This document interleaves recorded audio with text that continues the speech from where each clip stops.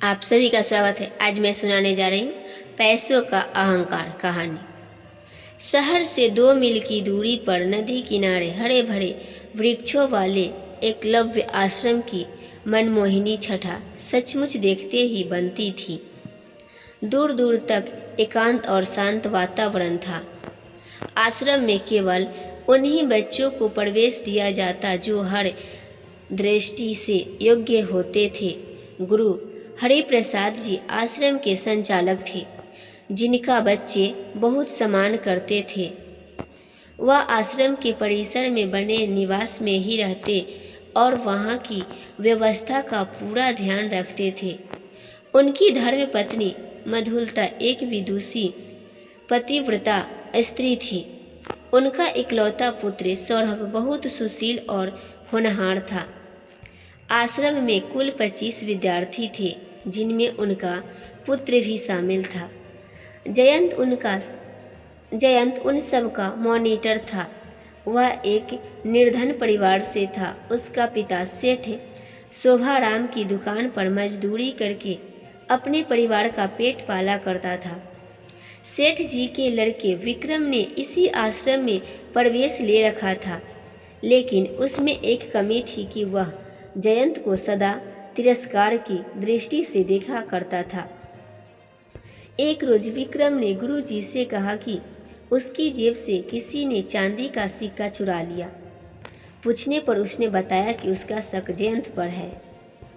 गुरुजी जयंत पर बहुत स्नेह रखते थे।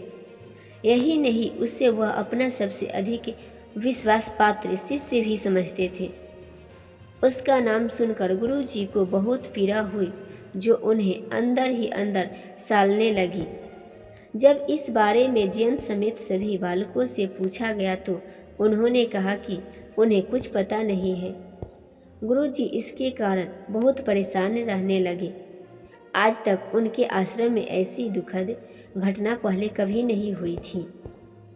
आखिर उन्हें एक तरकीब सूझी। शाम को भोजन के बाद उन्होंने सभी को बुलाकर कहा, देखो बच्चों, विक्रम की जेब से इस तरह सिक्के की चोरी हो जाना इस आश्रम की प्रतिष्ठा पर गहरी चोट है।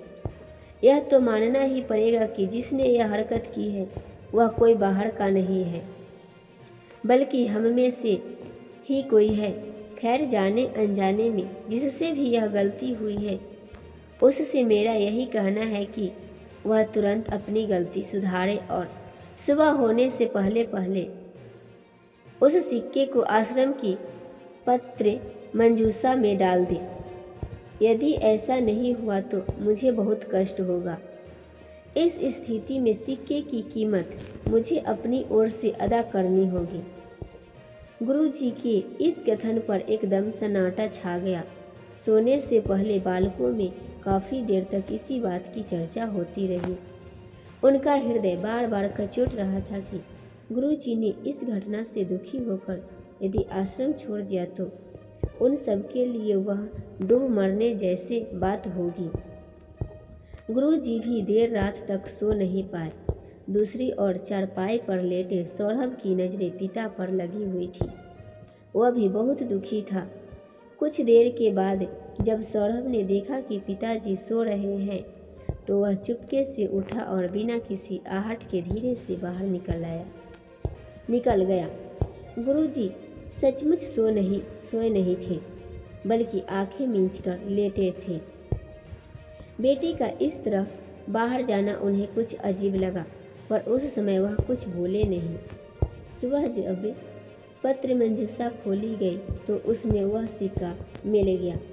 गुरुजी समझ गए कि चोरी का यह घिनौना कार्य उनके ही लाडले सौरभ ने किया है। सुबह दुखी होकर उन्होंने विद्यार्थियों से कहा कि उन्हें इस बात की खुशी है कि विक्रम का सिक्का उसे मिल गया, किंतु ऐसी ओछी हरकत करने वाला उनसे छिपा नहीं रह सका। वह उसे अच्छी तरह जान गए हैं, फिर भी चूंकि उसने अपनी गलती स्वीकार कर ली है, इसलिए आश्रम से निकालने के लिए बजाय वह केवल उसे 3 दिन लगातार निराहार रहने की सजा सुनाते हैं। सभी बालक एक दूसरे का मुंह ताकने लगे। विक्रम पीछे की ओर शांत खड़ा था।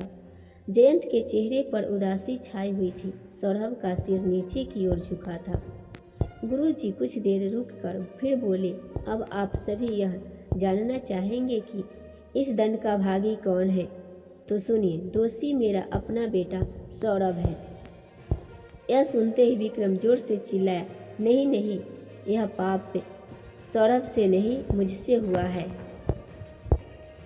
दौड़कर वह गुरुजी के चरणों में गिर गया और गिड़गिड़ाते हुए बोला, मुझे माफ कर दो गुरुजी, मुझे माफ कर दो। सौरभ का इसमें कोई दोष नहीं है। वह सिक्का किसी ने नहीं चुराया, इसे मैंने ही सौरभ को रखने के लिए दिया था। मैंने इसे कसम दिलाई थी कि इस बारे में वह किसी को कुछ नहीं बताएगा, इसीलिए वह इतने दिन चुप रहा। तो फिर जयंत पर चोरी का झूठा इल्जाम क्यों लगाया? इसके पीछे तेरा क्या मकसद था? गुरुजी ने पूछा।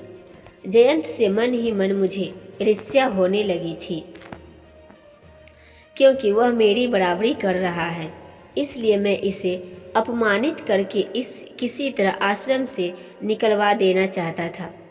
सौरभ ने इस बात के लिए मुझे कोसा भी, लेकिन मैं अपने अहंकार में अकड़ा रहा। आज मुझे मालूम हुआ कि किसी की पहचान उसके पैसों से नहीं, गुणों से होती है।